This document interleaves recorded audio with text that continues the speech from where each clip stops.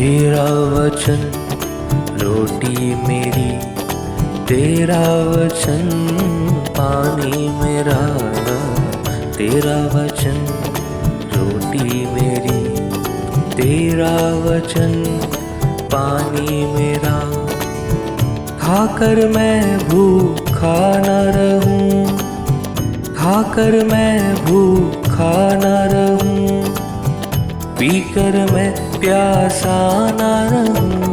मेरे यीशु यीशु, मेरे यीशु यीशु, मेरे यीशु यीशु, मेरे यीशु यीशु की जय।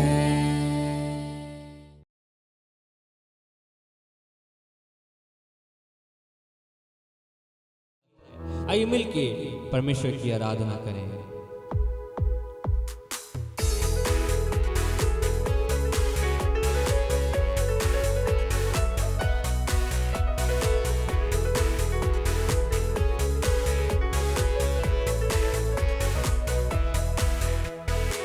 बने रहो तुम, बने रहो, बने रहो तुम, बने रहो यीशु में, बने रहो यीशु में, बने रहो यीशु में बने रहो। हालेलुया, यीशु में बने रहो। मिलके गाएंगे, बने रहो तुम, बने रहो, बने रहो तुम, बने रहो यीशु में, बने रहो यीशु में, बने रहो यीशु में बने रहो, यीशु में बने रहो।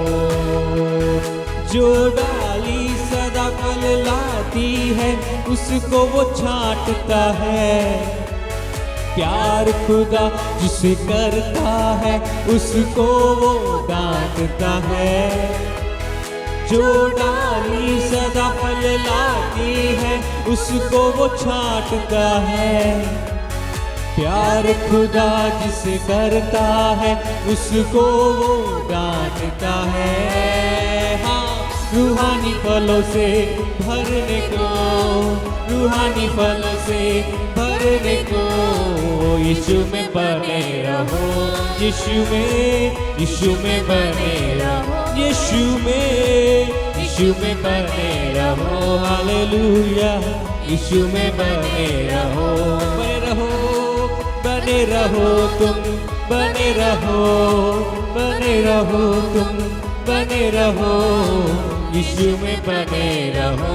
हालेलुया, यीशु में बने रहो, यीशु में बने रहो, यीशु में बने रहो। जैसे मछली बिन पानी के जिंदा न रहती है, वैसे ही विश्वासी मन यीशु बिन मुर्दा है। जैसे मछली बिन पानी के जिंदा न रहती है, वैसे ही विश्वासी मन यीशु बिन मुर्दा है। हाँ, कसरत की जिंदगी पाने को, कसरत की जिंदगी पाने को यीशु में बने रहो। हालेलुया, यीशु में बने रहो, यीशु में बने रहो। हालेलुया, यीशु में बने रहो। प्यार करो तुम एक दूजे से, हुक्म यीशु का है। तुम में हमेशा बना रहेगा वादा उसका है। गाइए, प्यार करो तुम एक दूजे से, हुक्म यीशु का है।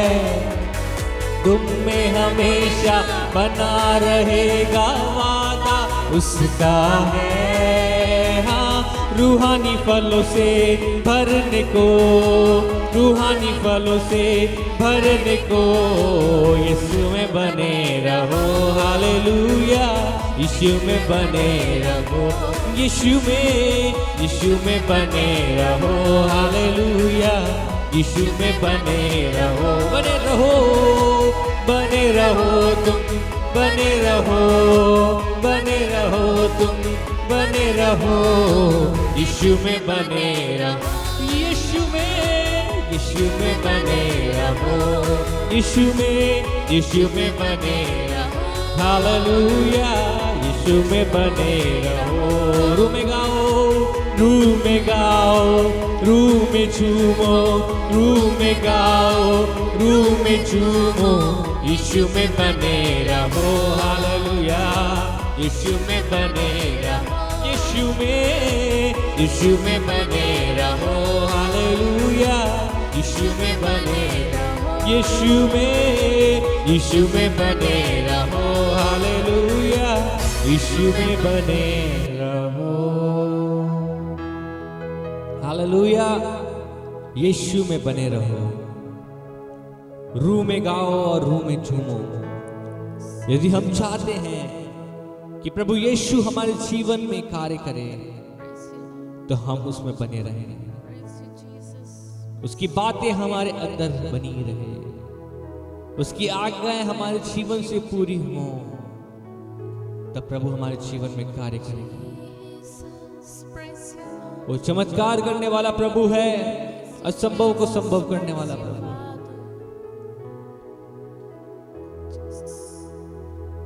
अपनी आंखों को इस समय हम बंद करेंगे, त्रिएक परमेश्वर की ओर अपने ध्यान को हम लगाएंगे और उसकी आराधना करेंगे।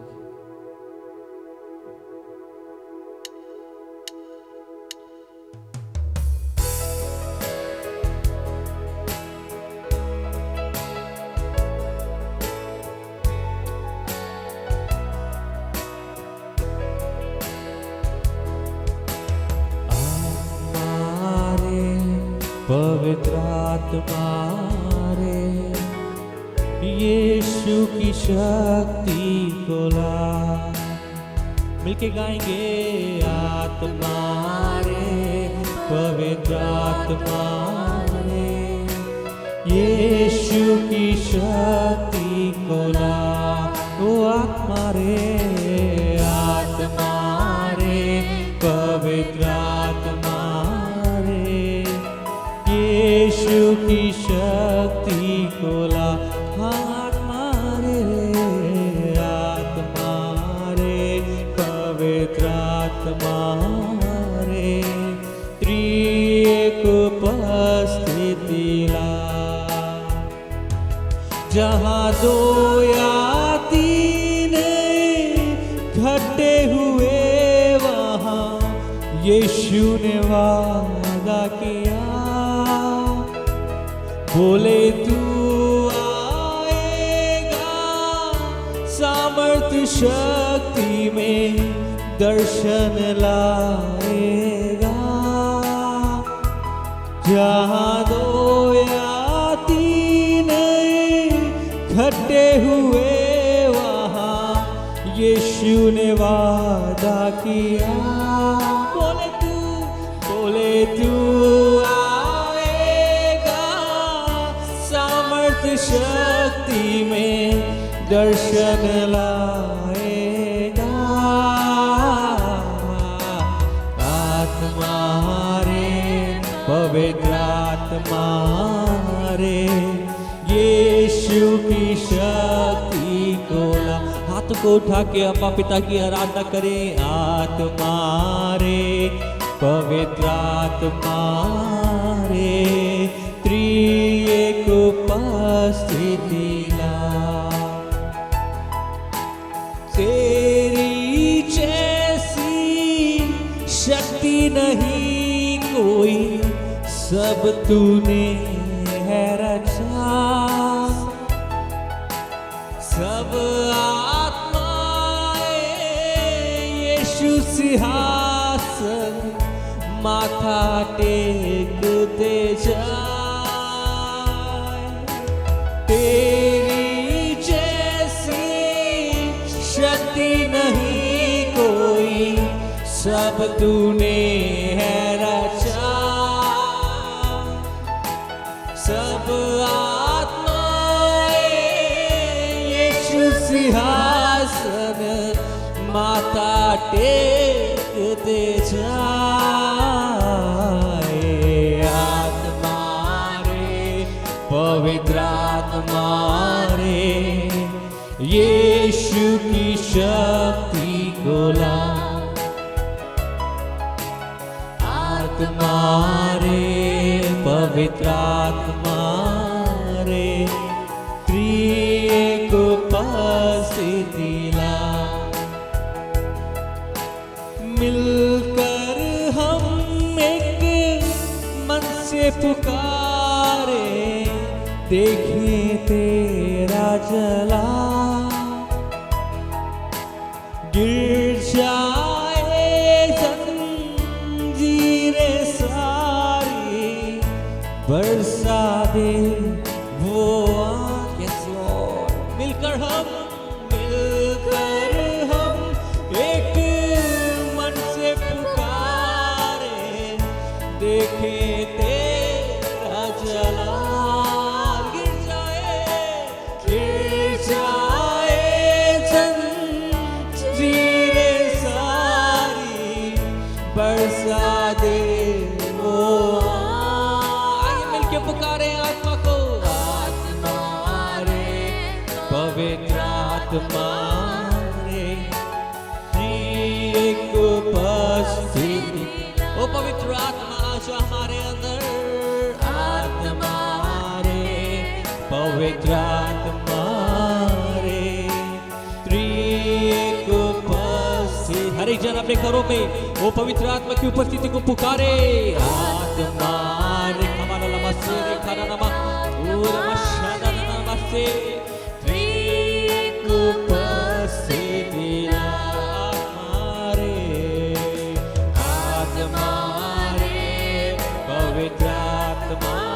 यीशु की शक्ति, यीशु की शक्ति बोला।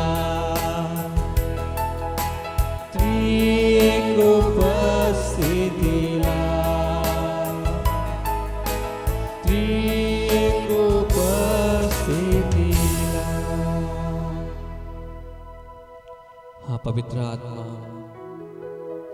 वो यीशु की शक्ति हमें चाहिए। जितने आज इस सभा में शामिल हैं, जितने तेरी उपस्थिति में हैं प्रभु जी, हर एक के जीवन में वो यीशु की सामर्थ कार्य करे। हम एक मन से इस बात को कहते हैं, हमारे जीवन में तेरा जलाल दिखे, हमारे जीवन से तेरी महिमा। आइए हम अपनी आंखों को बंद करें, अपने सरों को झुकाएं और हम पास्टर साहब के साथ प्रार्थना में जाएंगे।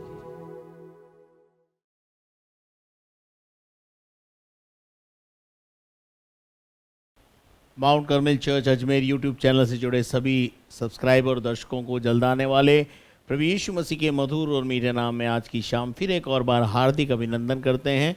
और हमारे इस डेली ब्रेड कार्यक्रम को आप प्रतिदिन देखते हैं और बहुत सारे फ़ोन कॉल्स हमारे पास आते हैं। बहुत सारे लोग इस कार्यक्रम को देखकर आशीषित हो रहे हैं, जीवन बदल रहे हैं। इसके लिए मैं प्रभु को धन्यवाद देता हूं, आपके प्यार स्नेह के लिए जो आप हमें देते हैं। और आपके एक फ़ोन कॉल और एक मैसेज जो है, व्हाट्सएप मैसेज या अन्य प्रकार की जो चीज़ें हैं, वो हमें एनकरेज करती हैं कि हम इस काम में लगातार लगे रहें। धन्यवाद। आइए आज शाम फिर एक और बार परमेश्वर के वचन में से हम पढ़ेंगे, जो हमें मिलता है मत्ती रचित सुसमाचार और उस 23 अध्याय के 29 पद से हम पढ़ेंगे और परमेश्वर के वचन को समझेंगे और 33 पद तक हम पढ़ेंगे।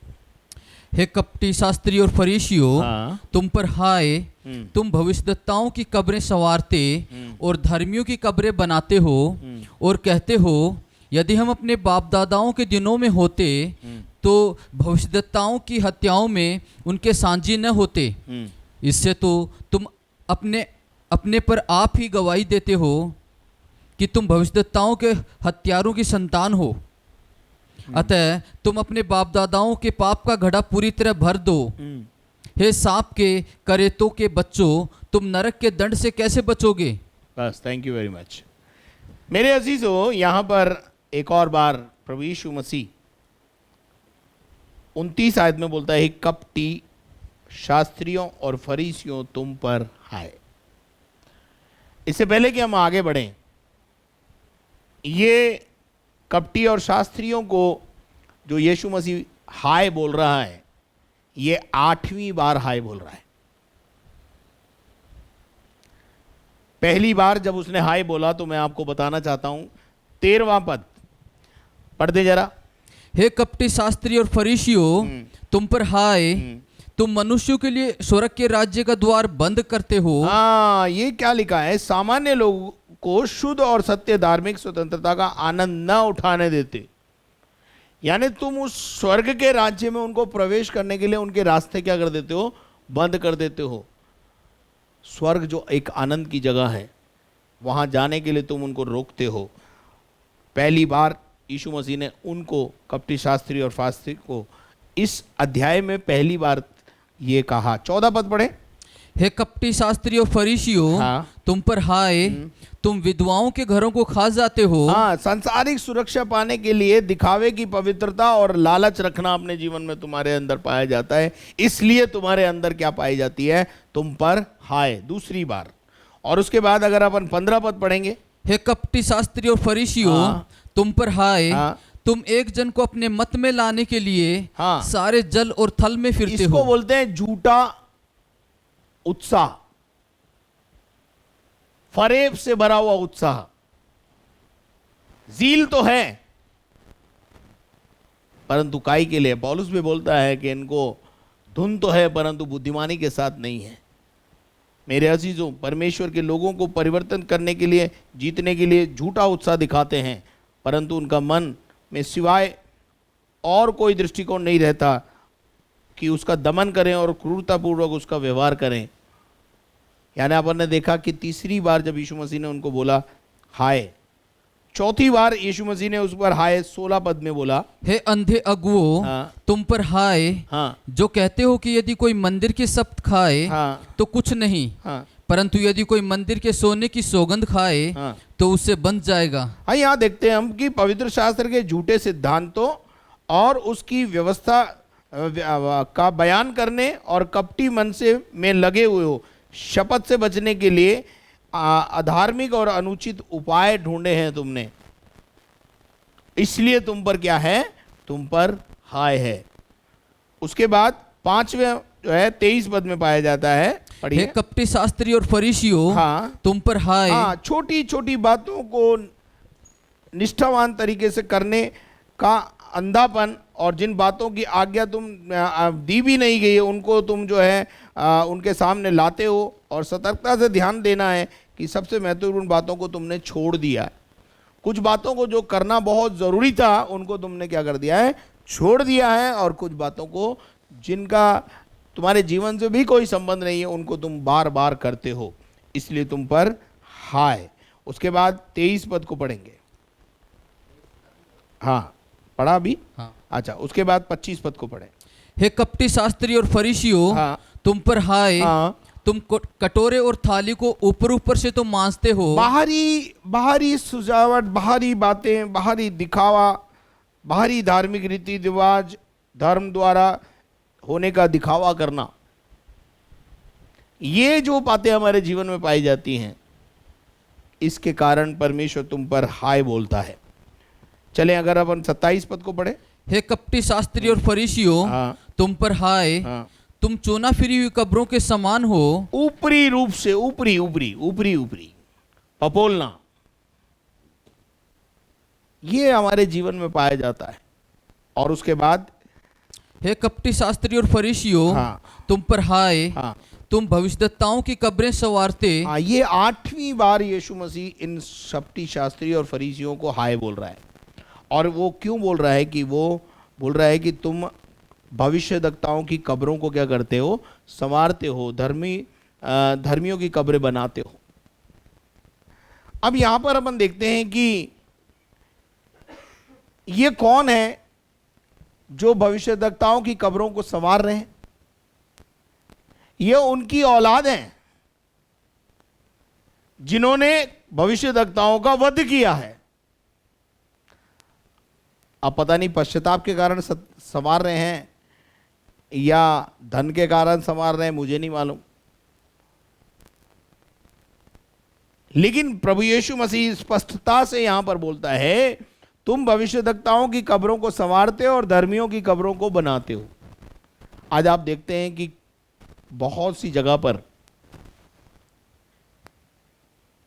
कब्रें बनी हुई हैं और कब्र की पूजा हो रही है, और कोई मरा और उसको वहां गाड़ दिया, उसके बाद वहां पर जो है एक ऐसा स्थान बन गया वो जहां लोग आ रहे हैं और चढ़ावा चढ़ा रहे हैं और किसी का काम चल पड़ा है। यूं समझ लीजिए, मैं जो कम बोल रहा हूं वो समझ लेना आप। कब्रों के द्वारा कमाई का धंधा, कमाई का साधन खोल लिया है।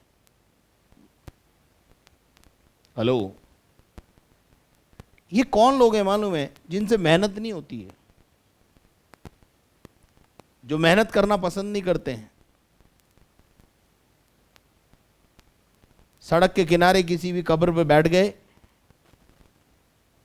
और उस कब्र को संवार दिया और लोगों ने वहां आना जाना शुरू किया और उनकी, यूं समझ लीजिए, उनकी दुकान चल पड़ी है।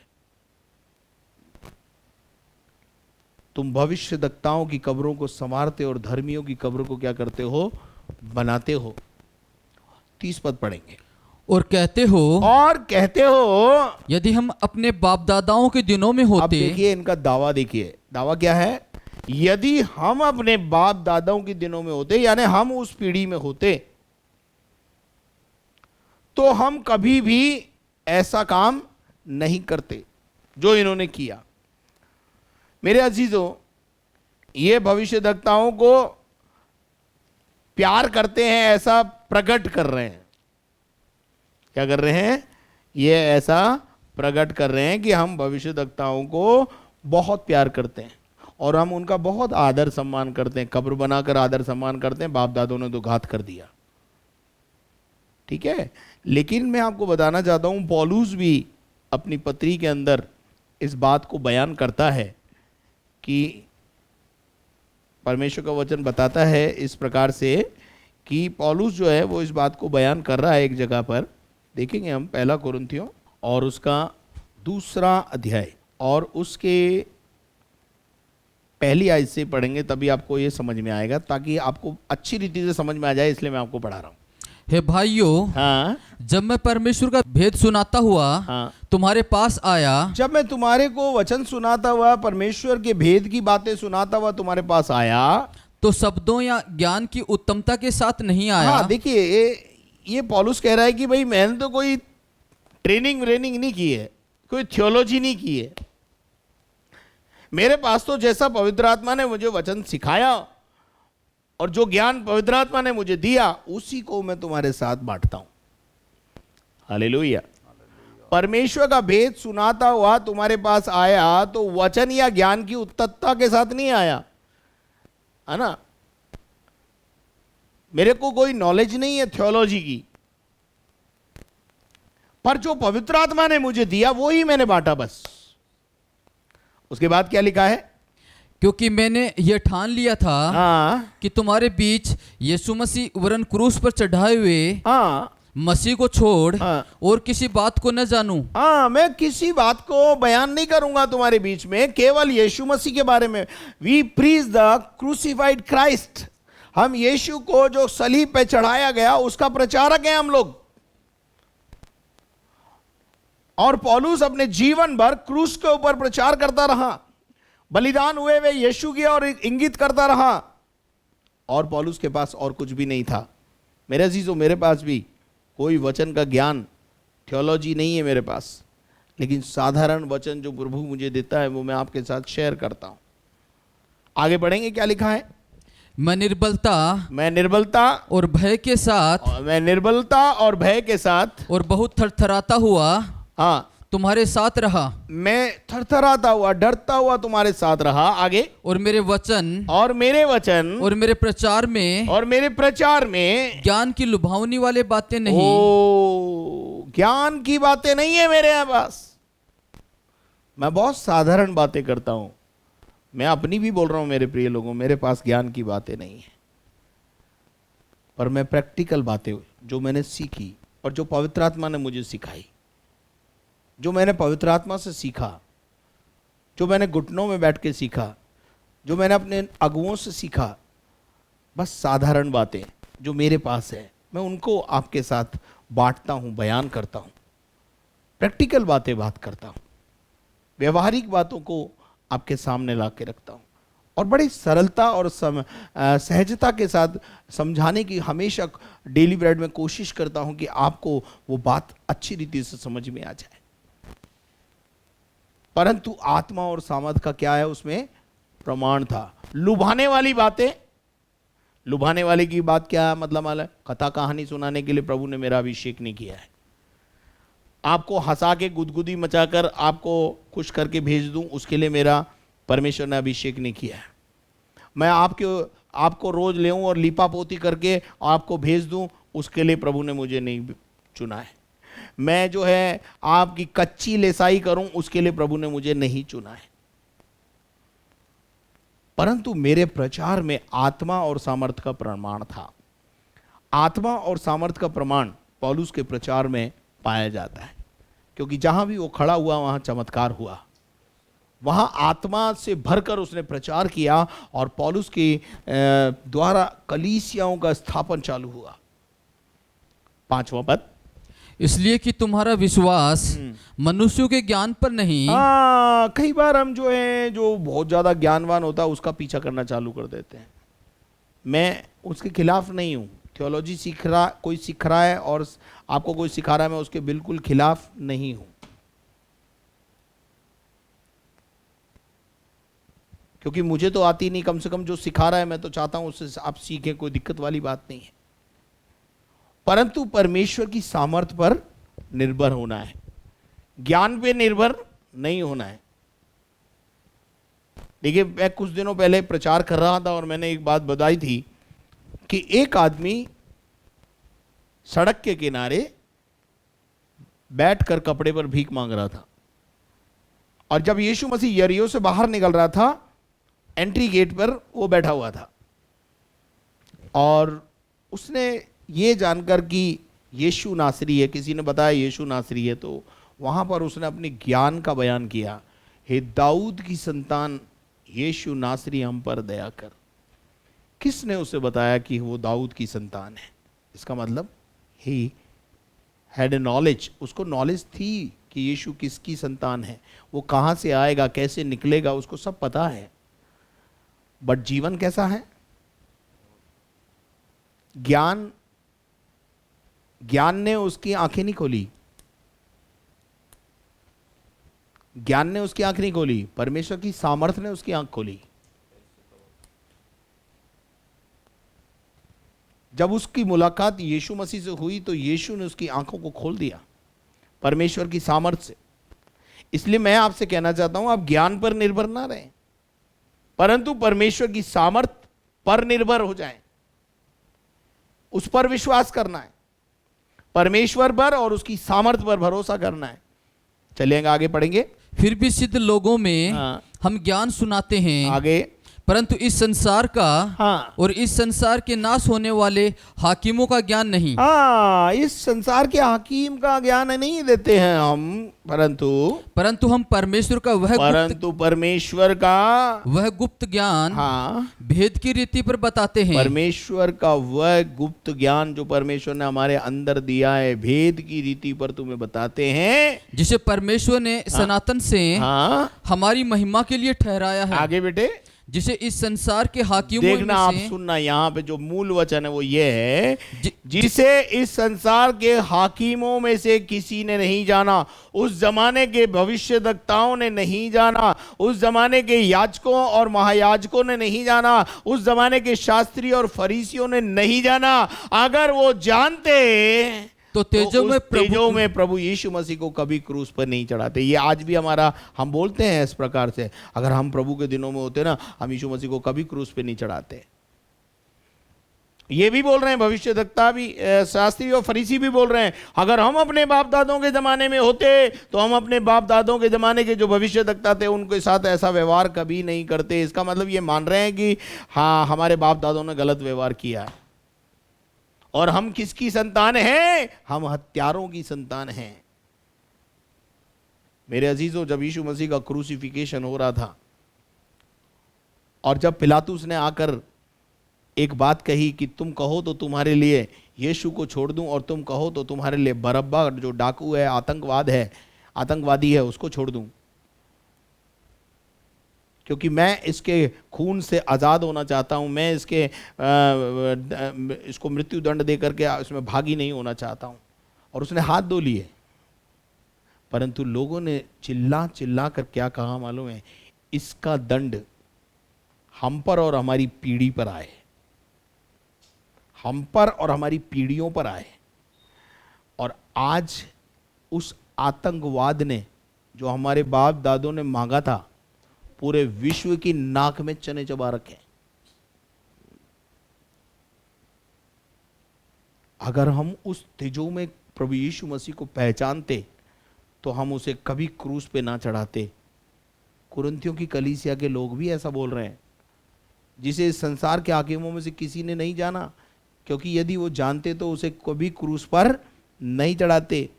ऐसे ही दावा वो बोल रहे हैं कि हाकिम जो शास्त्री और फरीसी की, अगर हम अपने बाप दादों के ज़माने में होते तो हमारे भविष्यद्वक्ताओं के साथ जो कुछ व्यवहार हुआ वो हम कभी होने नहीं देते, हम उसमें साझी नहीं होते। यहाँ लिखा है 30 पद में लिखा है, भविष्यद्वक्ताओं की हत्या में हम उनका साझी ना होते। तो इससे और कहते हो यदि हम अपने बाप दादाओं के दिनों में होते तो भविष्यद्वक्ताओं की हत्याओं में उनके साझी न होते। इससे तो तुम अपने पर आप ही गवाही देते हो। हाँ, आगे आगे कि तुम भविष्यद्वक्ताओं के हत्यारों की संतान हो। हाँ, तुम तो खुद बोल रहे हो कि हम किसकी संतान हैं? हम भविष्यद्वक्ताओं को मारने वालों की संतान हैं, हम हत्यारों की संतान हैं। और अब तुम जिन भविष्यद्वक्ताओं को तुम्हारे बाप दादों ने मारा, तुम उनकी कब्र को क्या कर रहे हो? संवार रहे हो, और उसी के द्वारा तुम खाकर कमाई करके खा रहे पी रहे हो। क्यों सजा रहे हो? क्यों संवार रहे हो? क्या दिखाना चाहते हो? क्या बरताना चाहते हो? क्या प्रदर्शित करना चाहते हो? क्या सचमुच ये पश्चाताप के लिए कर रहे हो कि हमारे बाप दादों ने उनके साथ अच्छा व्यवहार नहीं किया, चलो जी हम इनकी कब्रें संभाल करके अपना पाप धो ले? परंतु तुम उसमें भी अपना लाभ ढूंढते हो।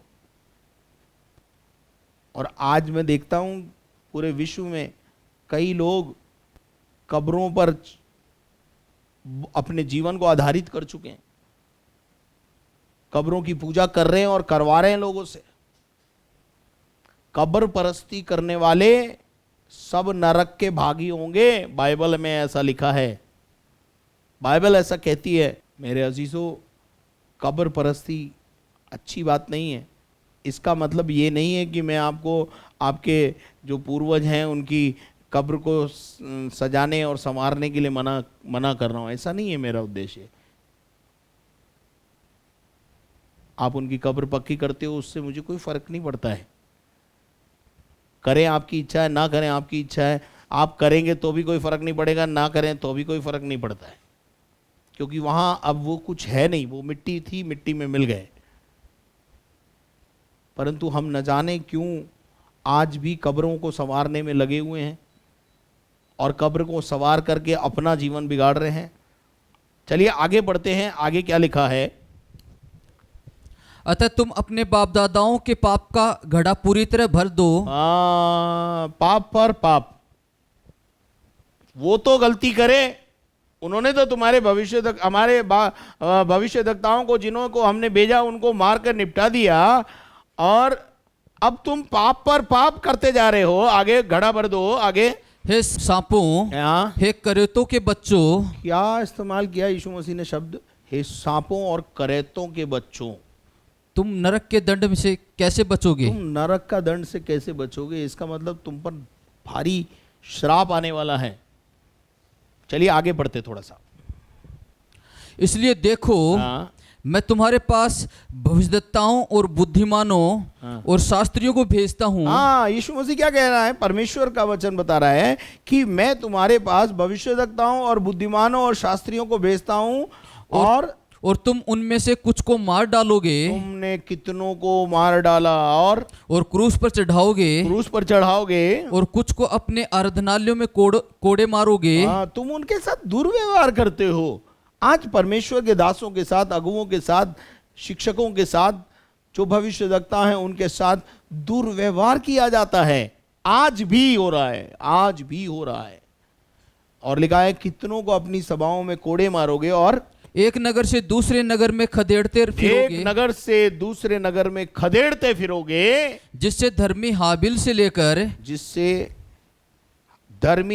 से लेकर बिरकिया के पुत्र जकरिया तक तुमने, जिसे तुमने मंदिर और वेदी के बीच में मार डाला था। कितने भविष्यवक्ताओं को तुमने मंदिर में मार डाला, आराधनालयों में मार डाला। कितने भविष्यवक्ताओं को तुमने वेदी के सामने मार डाला। और जितने धर्मियों का लहू पृथ्वी पर बहाया गया है, सुनना, यहाँ लिखा है जितने धर्मियों का लहू पृथ्वी पर बहाया गया है वह सब तुम्हारे सिर पर पड़ेगा, सब तुम्हारे सर पर पड़ेगा। आगे मैं तुमसे सच कहता हूँ। प्रकाशित वाक्य में एक जगह लिखा है कि जो धर्मी मर के परमेश्वर की वेदी के नीचे हैं, वो चिल्ला चिल्ला कर पुकार पुकार कर कहते हैं कि तू कब तक हमारे मृत्यु का बदला नहीं लेगा।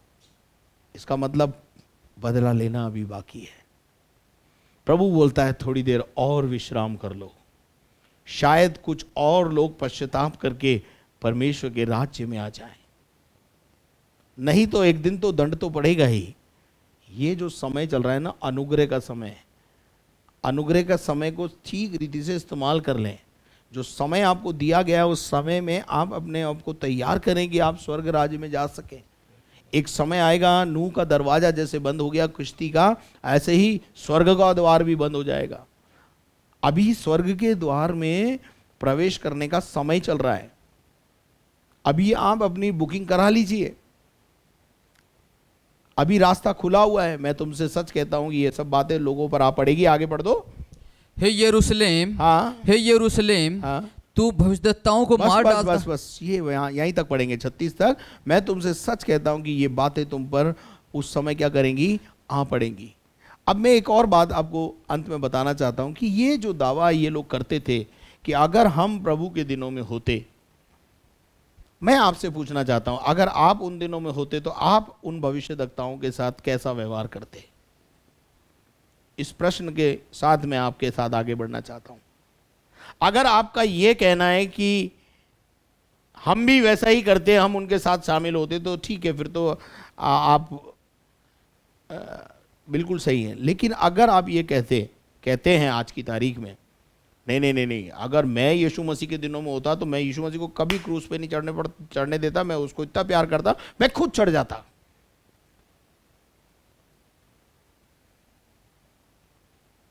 मैं आज शाम आपको जो अब भेद की बात बताने जा रहा हूं ना, उससे आपके कानों के अंदर जो है ना बहुत जबरदस्त हलचल होने वाली है।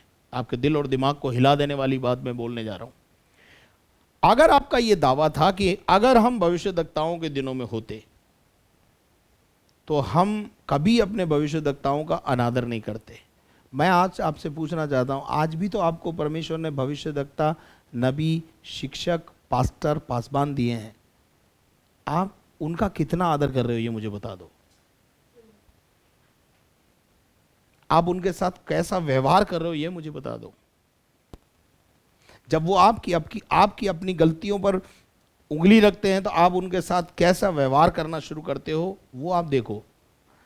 आजकल आमने सामने आने की जरूरत नहीं, आजकल फेसबुक और ये ट्विटर और इंस्टाग्राम और बहुत सारी ये जो इन चीज़ों के अंदर जो है ना, मतलब उसमें हम लोग लड़ लेते हैं आराम से। उनकी बेइज्जती करने के लिए यही काफ़ी है आजकल, ये इंस्ट्रूमेंट काफ़ी है आजकल। घर बैठे उनकी बेइज्जती करते रहते हो। एक बात ध्यान रखना, परमेश्वर सब कुछ देख रहा है ऊपर से। God is watching each and everything. उसके घर में देर है, अंधेर नहीं है। और वो एक दिन प्रकट करेगा कि मेरा कौन है और संसार का कौन है। यदि तुम संसार के हो तो आज प्रभु से प्रेम करो, और अगर प्रभु से प्रेम करते हो तो उसके भविष्यद्वक्ताओं और नबियों के भी से भी प्रेम करो। मेरे अजीजों, मैं आपको इब्रानियों की पत्री 6 अध्याय में ले जाना चाहता हूं, और उसके चाहता हूं कि मैं उसके पहले पद से कुछ आयतों को 8 आयत तक पढ़ें। इसलिए आओ आओ मसीह की शिक्षा की आरंभ की बातों को छोड़कर आरंभिक बातों को छोड़कर थोड़ा और आगे बढ़ें, हम सिद्धता की ओर आगे बढ़ते हम जाएं परफेक्शन की ओर चलें, और मरे हुए कामों से मन फिराने मरे हुए कामों से मन फिराने और परमेश्वर पर विश्वास करने और परमेश्वर पर विश्वास करने और बपतिस्मा और हाथ रखने और मरे हुओं में से जी उठने और अंतिम न्याय की शिक्षा रूपी नींव फिर से न डालें। जो लेखक है वो इस बात को बोल रहा है कि थोड़ा आगे बढ़ जाओ भाई, ये तो हो गया ना, सब ये तो हो गया, चलिए आगे बढ़ें। यदि परमेश्वर चाहे तो हम यही करेंगे। प्रेज़ द लॉर्ड, आमीन बोल दीजिए सब, हम ऐसा ही करेंगे आगे। क्योंकि जिन्होंने एक बार ज्योति पाई है और जो स्वर्गीय वरदानों का स्वाद चख चुके हैं और पवित्र आत्मा के भागी हो गए हैं, पवित्र आत्मा उन पर उतर चुका है, और परमेश्वर के उत्तम वचन का और आने वाले युग की सामर्थ का स्वाद चख चुके हैं। मैं आज शाम किन लोगों से बात कर रहा हूं? शायद मैं सोचता हूं मैं उन लोगों से बात कर रहा हूं जो परमेश्वर के वरदानों को और उसकी सामर्थ का और उसके वचन का स्वाद चख चुके हैं। मैं विश्वासियों से बात कर रहा हूं जिन्होंने यीशु मसीह को अपना व्यक्तिगत उद्धारकर्ता करके ग्रहण कर लिया है, वरदान भी पाए, दान भी पाए, और आत्मा के फलों के बारे में भी जानते हैं, सामर्थ के बारे में भी जानते हैं,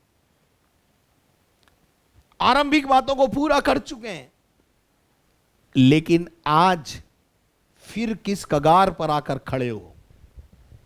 पढ़ेंगे आगे 6 पद। यदि वे भटक जाएं, कौन? विश्वासी भटक जाए। एक विश्वासी जब भटक जाता है, एक विश्वासी जब परमेश्वर की ओर से अपना मन हटा लेता है, फिर पास्टर कहां अड़ता उसके आगे, फिर भविष्यद्वक्ता कहां अड़ता उसके आगे, क्योंकि उसने तो अपना मन कहां से हटा लिया है? परमेश्वर और परमेश्वर के वचन से हटा लिया है। और तो उन्हें मन फिराव के लिए फिर नया बनाना अनहोना है। नया बनाना, रेस्टोरेशन बहुत मुश्किल है। इफ दे फॉल अवे, यानी वो गिर गए हैं अपने स्तर से, अगर वो नीचे गिर गए हैं, be brought back to repentance, उनको वापस नया बनाना, पश्चाताप की नौबत तक लाना बहुत मुश्किल है। आज एक विश्वासी कछुए की तरह कवच पहन के बैठा हुआ है। कछुए की कवच पर तलवार चलाओगे, तलवार भोटी हो जाएगी।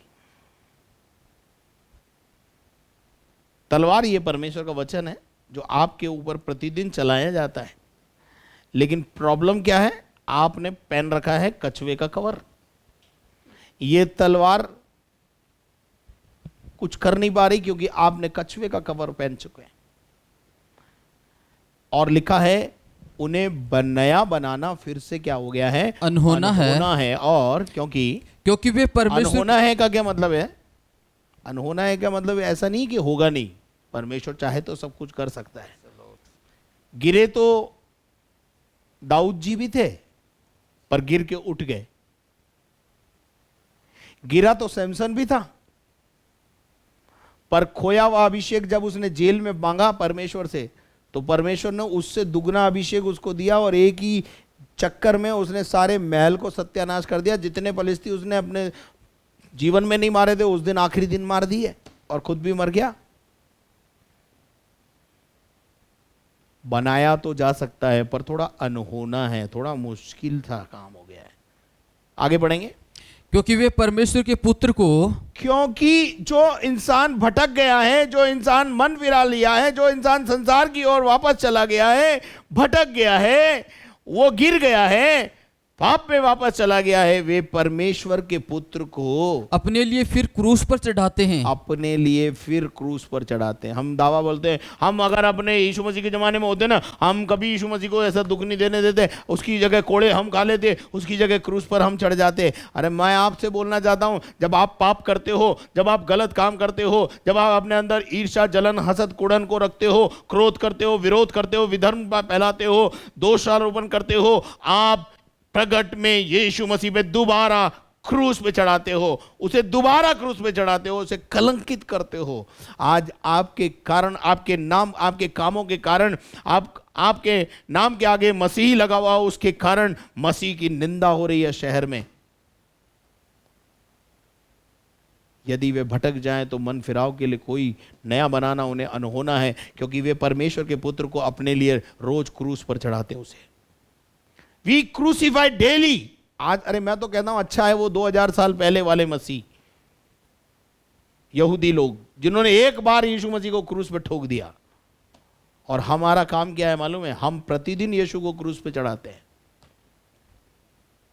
जब हम पाप करते हैं तो हम मसीह के क्रूस को कलंकित करते हैं। क्या आपको मेरी बात समझ में आ रही है? मैंने कहा था आपको, हिला देने वाली बात बताऊंगा आपको। जब हम फिर से पाप करते हैं, एक विश्वासी जब पाप करता है और उसके द्वारा परमेश्वर के नाम की महिमा नहीं होकर निंदा होती है, वी क्रूसिफाइड अगेन। हम यीशु को दोबारा क्रूस पे चढ़ाते हैं। 7वां पद पढ़ दीजिए। क्योंकि जो भूमि वर्षा के पानी को, जो भूमि वर्षा के पानी को, जो उस पर बार बार पड़ता है, जो उस पर बार बार पड़ता है। वर्षा, भूमि, पहली बात भूमि कौन है? हम। वर्षा का पानी, पवित्र आत्मा की बारिश हम पर क्या होती है? बार बार पड़ती है। और हम क्या करते हैं? उसको पीते हैं आकर के, और पीने के बाद ज्योति और बोई जाती है और उनके काम का साग पात उपजाती है, वह परमेश्वर से आशीष पाती है। देखिए, यीशु मसीह ने हमारे लिए क्रूस कलवरी पर अपना लहू बहाया ताकि यह भूमि सींची जाए, जोती जाए, बोई जाए और परमेश्वर के आशीष का कारण बन जाए, परमेश्वर के लोगों के लिए आशीष का मूल बन जाए। 7 पाक उपजाती है, यानी अच्छी चीजों को उपजाती है। आज विश्वासियों के जीवन से क्या उपज रहा है? क्रोध, विरोध, विरम, लड़ाई, निंदा। क्या ये इसका बीज बोया प्रभु यीशु मसीह ने? इसलिए क्रूस पे चढ़ा है यीशु मसीह। परमेश्वर से आशीष पाती है वो तो क्या कहती है? जो सही रीति से वचन को अंदर लेता है वो तो साग पात उपजाता है, यानी लोगों के आशीष का कारण बनता है, लोगों के जीवन के लिए आशीष का कारण बन जाता है। परंतु आगे, पर यदि वह झाड़ी और ऊंट कटारे उगाती है, वचन सीखा, सब कुछ अच्छा ही तो प्रभु ने किया, परंतु वो निकम्मी भूमि झाड़ी और ऊंट कटारे उगाती है, तो निकम्मी और श्रापित होने पर है। और उसका जलाया जाना, उसका अंत जलाया जाना है। उसका अंत जलाया जाना तय है, वो अंत में जलाई जाएगी। क्या आज शाम आपको परमेश्वर का वचन समझ में आया है? अगर आया है तो इस बात को ध्यान रखें। एक कपटी शास्त्री और फरीसियों तुम पर हाय, तुम भविष्यद्वक्ताओं की कब्र को बनाते और ध्यान धर्मियों की कब्र को संवारते हैं। और आप यदि कहते हो कि यदि हम अपने बाप दादा के दिनों में होते तो भविष्यद्वक्ताओं की हत्या में हम कभी शामिल नहीं होते। आज मैंने कोशिश की है कि आपको अच्छी रीति से परमेश्वर के वचन से इस बात को समझाऊं कि आज भी यदि आप किसी भविष्यद्वक्ता की निंदा करते हो, पादरी की निंदा करते हो, प्रचारक की निंदा करते हो, तो आप उसको सताने में ही तो लगे हुए हो। मरने के बाद उसे याद करने से कोई फायदा नहीं है। जीते जी कर लो जो कुछ करना है। एक पादरी साहब मर गए, उनके फ्यूनरल पर बहुत सारे लोग आए और बहुत अच्छी अच्छी बातें उनके लिए बोली और उनके लिए बोला, और ये हमारे पादरी ऐसा था, हमारा पादरी ऐसा था। सुबह से शाम हो गई लोगों को बोलते बोलते। अंत में जो सीनियर पास्टर थे या बिशप साहब थे वो आगे खड़े हुए और उनसे कहा कि यदि इतनी तारीफ, इतनी प्रशंसा के लायक ये व्यक्ति था और अगर जीते जी इसकी प्रशंसा की गई होती तो ये 40 साल की उम्र में मरता नहीं। मेरे अजीजों, मरने के बाद तारीफ करने से कोई लाभ नहीं है। मैं अक्सर मेरे लोगों को बोलता हूँ, मरने के बाद हम अपने पिता के लिए, अपनी माता के लिए कपड़े लेके आ रहे हैं, उसके लिए सेंट लेके आ रहे हैं, उसके लिए अगरबत्ती लेके आ रहे हैं। What is the sense? अच्छा है कि उनके जन्मदिन के ऊपर आप उनको एक सेंट की बोतल दें ताकि वो जीते जी उसका इस्तेमाल करें। लेकिन ये अच्छी बातें मेरी जो होती है ना, वो अच्छी नहीं लगती आपको। मरने के बाद पता नहीं क्यों सेंट ला रहा है। क्या वो लगाएगा? पापा उठ के लगाएंगे क्या? या मम्मी लगाएगी उठ के? अरे मुझे पता है तुम सेंट की बोतल इसलिए लाए हो कि तुम्हें पता है कि माँ बाप जो मर गए हैं उनके बॉडी में से थोड़ी देर में बदबू आने वाली है, वो बदबू अब हम सहन नहीं कर पाएंगे, इसलिए लाए हो। तुम स्वार्थी हो अभी भी। इसलिए मैं आपसे बोलना चाहता हूँ, जीते जी अपने माँ बाप का आदर करें, जीते जी अपने पास्टर अगुवे का और अपने प्रचारकों का आदर सम्मान करें, जीते जी करें। जो कुछ करना है उनके लिए जीते जी करें। जो तारीफ के शब्द उनके लिए बोलने हैं, जीते जी बोलें, उनके सामने बोलें, ताकि वो थोड़ा हर्षवर्धक हो जाएं, खुशहाल हो जाएं और ज़्यादा जिएं और ज़्यादा सेवा कर सकें और बड़े उत्साह के साथ सेवा कर सकें। आइए हम अपनी आंखों को बंद करें, प्रार्थना करें। हमारे जीवित और महान परमेश्वर, हम तेरा धन्यवाद करते हैं, सुने गए वचन के द्वारा हमें आशीषित कर। प्यारे खुदावन प्रभु जी, जो लोग बीमार हैं उनको चंगाई दे, और जो वचन सुना है उसको ग्रहण करने की ताकत दे, और एक निर्णय लें प्रभु जी कि आज से हम जो आज हमने सुना है, सीखा है, उसको पूरा करेंगे। प्रार्थना करता हूँ प्रभु जी, जिनके आज जन्मदिन है और जिनके आज मैरिज एनिवर्सरी है, उन्हें आशीष दे। हम घटें और आप बढ़ें, यह हमारे जीवन की इच्छा अभिलाषा है। शैतान की तमाम युक्तियों से बचाकर अपनी पनाह में रख। प्यारे खुदावन परमेश्वर, तेरा धन्यवाद करते हैं, तूने हमारी प्रार्थना को सुना है, यीशु मसीह के नाम से मांगते हैं, आमीन। और अब हमारे खुदावंद यीशु मसीह का फजल, खुदा बाप की मोहब्बत, पाक रूह की रिफाकत और शराकत अब से लेकर हमेशा तक हम सबों के साथ हमेशा तक होती रहे, और हम सब बोलें आमीन। Praise the Lord, may God bless you. यदि आपने हमारे चैनल को सब्सक्राइब नहीं किया तो जल्दी से सब्सक्राइब करें, बेल आइकन को दबाएं, शेयर करें और लाइक करें।